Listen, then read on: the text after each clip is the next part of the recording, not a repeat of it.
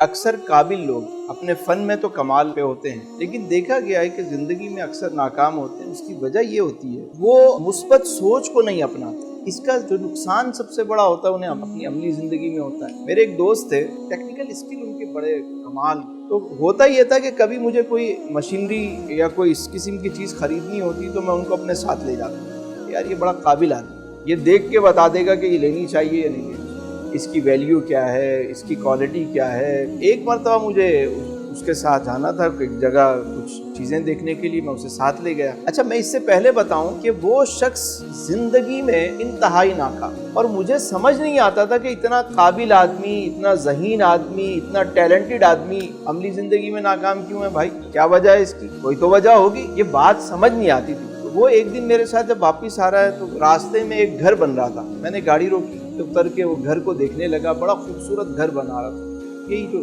آپ کا گلشن کا جو علاقہ ہے، تو وہ گھر بن رہا تھا۔ اب کیا ہوا، میں گھر دیکھنے لگا، وہ میرے ساتھ آ کے کھڑا ہو گیا۔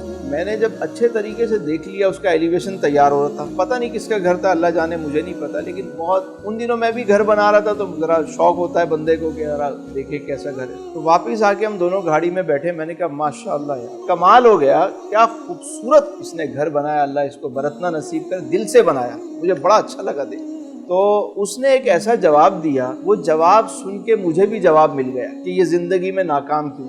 اس نے کہا تسلیم بھائی یہ سب 2 نمبر کی کمائی ہے، حرام کا مال ہے۔ مجھے یہ جواب ملا کہ یہ شخص زندگی میں ناکام ہے، وہ اس کو جانتا تک نہیں تھا کون شخص ہے، کس کا گھر ہے، لیکن اس نے جھٹ ایک بات کہی کہ حرام کا مال ہے، 2 نمبر کی کمائی ہے۔ یعنی اس کا مطلب یہ ہوا کہ بظاہر اس شخص کی سوچ یہ ہے کہ حلال کے مال میں برکت نہیں ہوتی، تو جس کی سوچ ہی یہ ہو تو وہ حلال میں اس کو برکت کیسے ہوگی؟ بڑے بڑے قابل لوگ بیٹھے ہوں گے، دوسرے کے بارے میں کسی طرح کے کامنٹس پاس کر رہے ہوں گے، کیوں؟ قابلیت ہے۔ ایسی قابلیت کو کیا کرنا؟ ایک چھوٹا سا نسخہ ہے، اگر آپ اچھی سوچ اپناتے ہیں، مثبت سوچ اپناتے ہیں، اپنی سوچ کو اچھا کرتے ہیں، لوگوں کے بارے میں اچھا گمان کرتے ہیں، تو اللہ آپ کو بھی کامیاب کر دے گا۔ کیوں؟ اس لیے کہ اللہ کا وعدہ ہے کہ بندہ میرے سے جیسا گمان کرتا ہے میں اس کے ساتھ ویسا معاملہ کرتا ہوں۔ جب آپ سمجھو گے کہ یہ نہیں ہو سکتا تو کیسے ہوگا؟ آپ اچھا گمان کریں گے، آپ کو ملے گا۔